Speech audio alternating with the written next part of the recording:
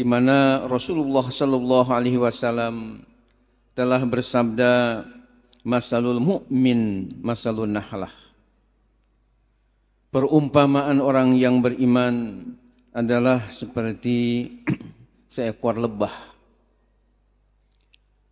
Dalam hadis ini Rasulullah sallallahu alaihi wasallam mengajak kepada kita sebagai umatnya hendaknya mengambil ibrah, pelajaran yang berharga dari binatang lebah. Karena kata beliau, dari binatang lebah itu paling tidak ada 3 pelajaran yang patut untuk kita teladani. Pelajaran yang pertama adalah binatang lebah senantiasa hinggap di bunga-bunga atau kembang-kembang yang biasanya bersih dan harum.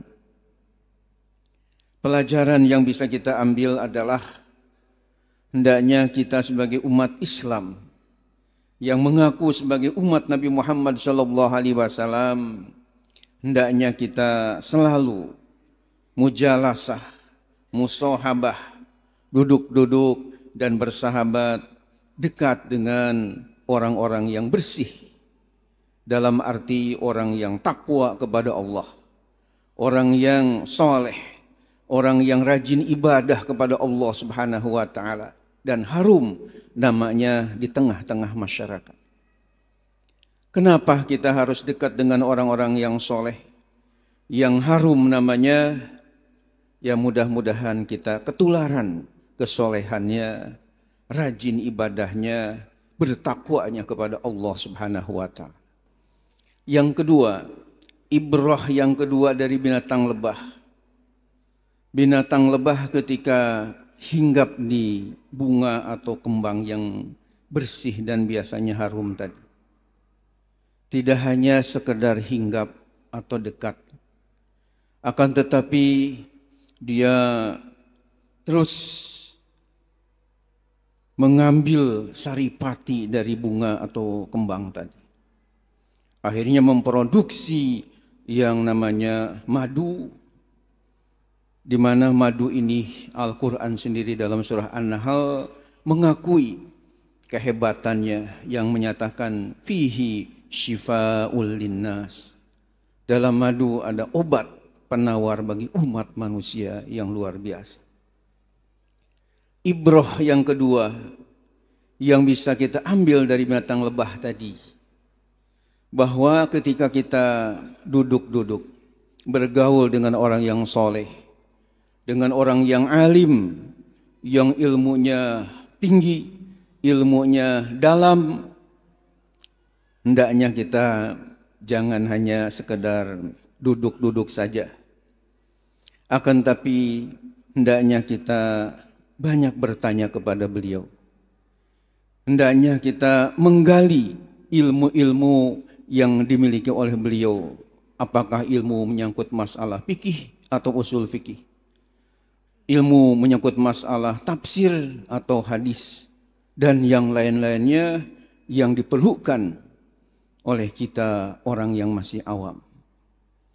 Kalau tadi binatang lebah memproduksi yang namanya madu yang sangat bermanfaat, maka kita pun setelah bergaul lama dengan para kiai, para ulama, para habaib yang ilmunya sangat tinggi, maka hendaknya kita pun bisa katakanlah menggali ilmu tadi, bisa ceramah, bisa khutbah, bahkan bisa membuat karya-karya ilmiah, baik berupa kitab-kitab atau buku-buku keagamaan yang akan dibaca oleh masyarakat luas, yang tentunya sangat bermanfaat.